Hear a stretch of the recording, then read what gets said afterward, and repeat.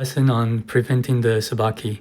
So generally in this opening Fuseki, when white plays the R14 move, usually the normal move or people tend to get a little too excited and they extend here instead of thinking about what might happen if you just simply extended without thinking about preventing the sabaki. But now it's too late. The sabaki is now in motion.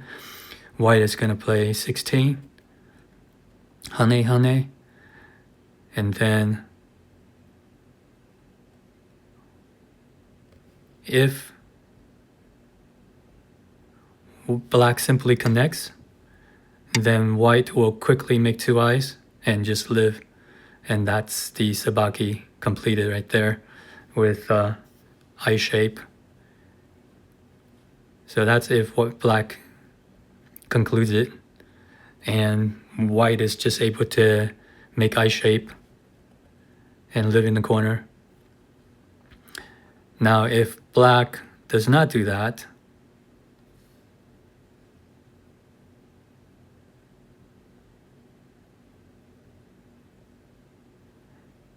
if instead black does this,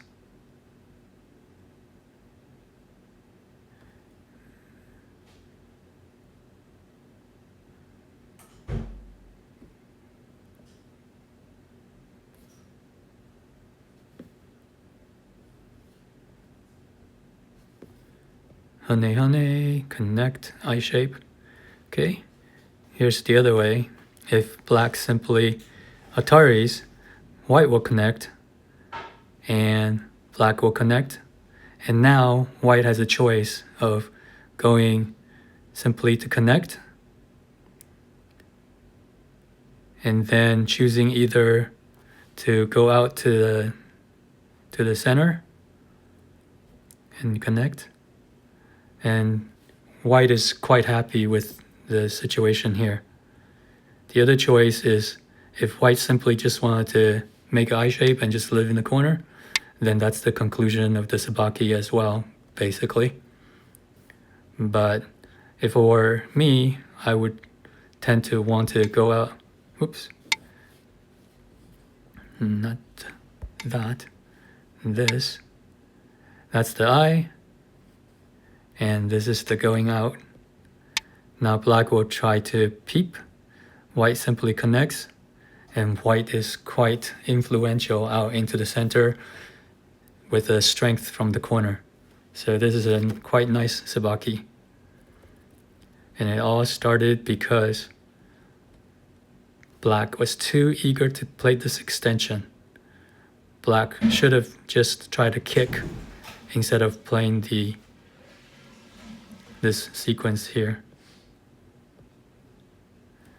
Instead, black should have thought about preventing the sabaki, which would be this move to kick.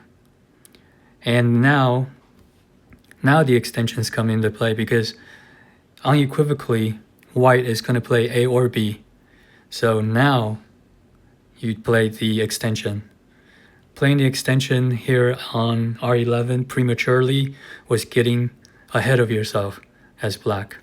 So this is the kick, prevents the sabaki, and if you set out to prevent the sabaki, you must complete the prevention by playing this, because A and B is exactly what white is aiming to do next.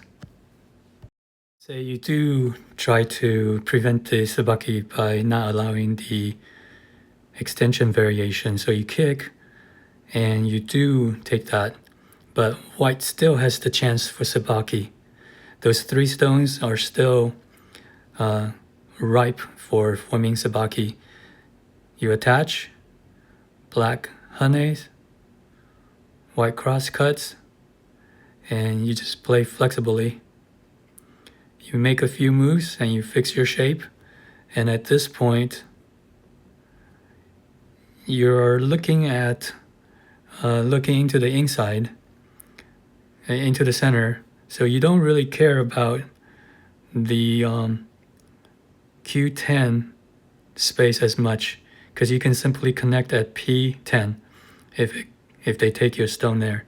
The idea is you are taking the center as white. And now, see, AI is suggesting to invade 3-3. So there's that path. Or you could connect here if black pulls back. So those are the options. And at some point, you're looking at the invasion. So we'll look at the invasion variation soon. But this is still, this right here. If black connects instead of taking in response to your Atari on Q11, he connects, then you make another Atari, and now you are ripe for coming into the invasion of 3-3. And white is living in the corner, and you're playing so flexibly that you simply sacrifice your stone because your idea is you're going to the center. You sacrifice that, and you jump into the center. So quite flexible. And in this variation, it's hard for black to use the influence that he has when he invaded 3-3. This is pretty good for white. Looking into the invasion at 3-3, white takes the corner on top, and now white simply doesn't care about losing that one stone, and he's in the center, either here or it looks like AI is saying M13. So the idea is to play flexibly, let a few stones possibly even be dropped, and then fix your shape. Play a few moves, fix a shape, and be resilient. This is a pretty resilient position, and this is pretty resilient no matter what black does. If black does this, you do this. If black does something else, like this, then you do stuff like this or this. And you have the center. You're aiming, your real aim is the center.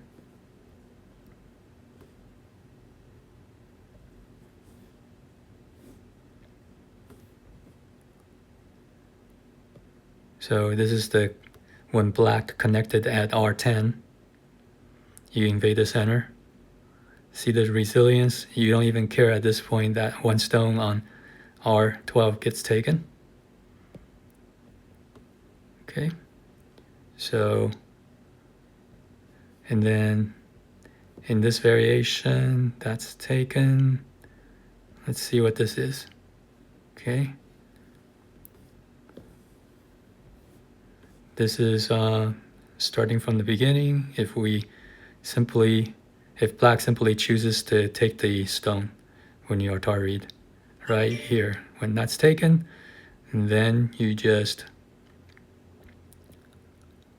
make another Atari, playing flexibly.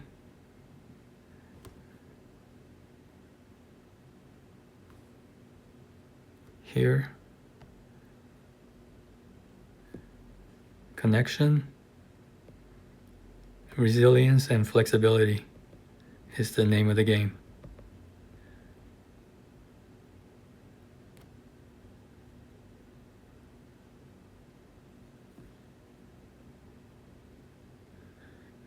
Okay, black connects.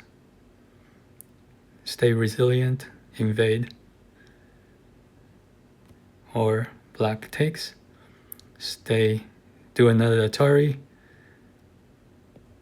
and stay flexible and resilient. Just have a resiliency, which means playing loosely and letting some stones drop and then see what the opponent gives you.